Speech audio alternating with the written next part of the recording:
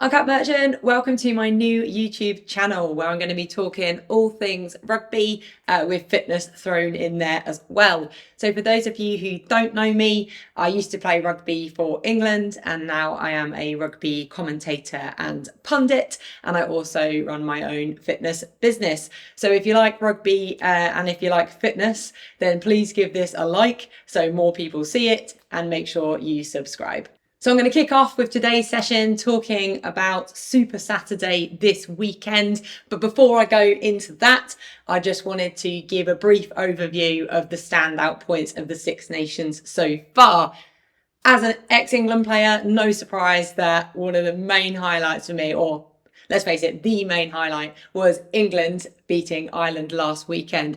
Such a huge result in terms of where England rugby is at the moment and the belief behind where it can go. It all just seems to click. Some amazing performances. Ben Earl, I'm going to talk about him later, was outstanding. And the link between the older players and newer players coming through, I think, is something that's really exciting for the future. As a neutral watching that game as well, it was a quality game of rugby. Ireland are a fantastic team. Went into the World Cup as world number 1. So that's the quality that they are dealing with. So whilst they'll be very disappointed, they can go ahead and still win the Six Nations this weekend just by simply one more game. If they beat Scotland, nobody else can win. And talking of beating Scotland, that brings me to my next highlight, and that is Italy turning Scotland over in a surprise win, it could be said, especially as Scotland had found pretty good form. They were very close to beating France, and obviously they beat England as well. So Scotland being in pretty good form, it was quite a result for Italy to turn them over. And what a game Italy had. They've been the underdogs for 9 years now, come in last. So for them now to realistically as well have an opportunity to not have that bottom spot is huge. So that game, massive turning point. And again, the belief in Italy and exactly what it meant to them. And then on to France. What is going on with them? Ireland came from the World Cup. They've been class so far through the tournament. Obviously lost narrowly to England, but in general, they've looked composed. France, the polar opposite. They look completely lost without Dupont, who's over smashing it in the sevens. But really worrying times for them, especially ahead of England at the weekend. France, of course, having some lucky wins, let's say, where they beat Scotland in the last play where it easily could have been the other way round, short of a referee decision that is held up rather than a try, and also the controversial kick chase against Italy, which led to them missing it and it being a draw instead of Italy taking the scalp there. So France, very, very loose, up in the air for them. Now looking ahead to Super Saturday, where we'll run through the games themselves. So Wales, Italy, massive game for them. George North has just announced his retirement, so this is going to be his last game. Personally, I was really gutted to hear that. I think he's an incredible player. I've really rated him for years. So that's the type of thing, and he's the type of player that could really pull a team together to pull a performance out of the bag. And because Wales obviously do not want to finish bottom. Italy, though, this is their best Six Nations by a long way so far. So they drew with France, they beat Scotland. So for them, with Wales being at the bottom, they're really going to want to target that game to get a win. So heart is saying that Italy are going to have that passion, they're going to come at it and they're really going to want to throw everything at it. But head for me is saying that Wales, I think, are going to pull together a performance, rally together with George North for him and get the win. Then next up, Ireland, Scotland. So realistically, this is going to be the decider. Ireland just have to win this game and then they win the Six Nations. Obviously, England denied them of the Grand Slam, but they're going to be really annoyed about that. And I think they're going to come out absolutely firing. Scotland obviously going to be annoyed at losing to Italy, but that fire I think that Ireland are going to bring is just going to be far too much for Scotland. Then over to France, England. So nighttime kickoff.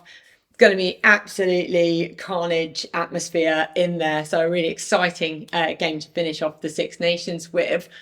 I think England will win this game. I think that they'll bounce off their Ireland win. That is massive, and they're building confidence moving forward, especially as France are looking a little bit lost.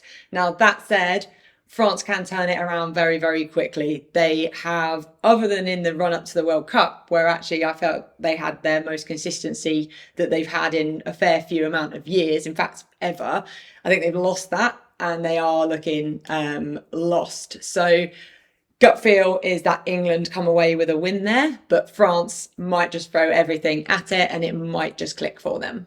A key area in that game, though, is going to be discipline, especially for France in such a big occasion. They've had 2 red cards so far, and so they're not going to want to go down to 14 against a strong England side. Now, you can never talk about England without having a heated debate about who's playing fly half. Used to be the Farrell-Ford debate, and now it's looking like it's the Ford-Smith debate. So on this, I feel that fans are very quick to forget how good players are.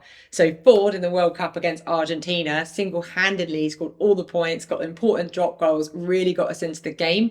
Quality player, moves the ball well, and against Ireland really provided that structure in the way that we played. Now, yes, he forgot his kicking boots. He missed key kicks, and that at really high competitive games is going to be costly, but doesn't mean he's not the right man for the job.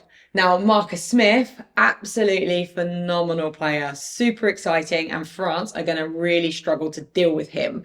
Now, selection-wise, the way that Borthwick might go about it might be different to how I might, but I would start Ford and I'd have him pulling the strings, getting the team gelled together, playing well, and then bring Smith on to carve up, because he will, especially when France in that second half maybe start to lose their shape or discipline goes. I think he is the perfect player to come on and take them on. And then key players, in my opinion, to look out for this weekend for England.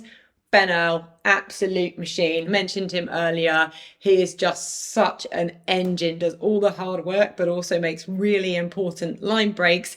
And what might happen actually is France are going to have to double tackle him, maybe even pull even more players in. So there's going to be space further out wide. Mitchell at scrum half, I think he had one of his best games that I've seen him in an England shirt. So hopefully he brings that intensity this Saturday. And finally, the flyer, Feo Wabosu. Absolutely love his energy. When he comes on, he really looks to attack and cause problems out wide. So when you've got the likes of Ben Earl carving up through the middle, you've got Waboso out wide, making those lines, gaps are going to open up in the middle. So that's my summary of Super Saturday. Would love to know your opinions in the comments, whether you agree with me or whether you don't. Really open for that discussion. Remember, if you have enjoyed this, make sure you like it so more people see it, and don't forget to subscribe for more rugby and fitness content.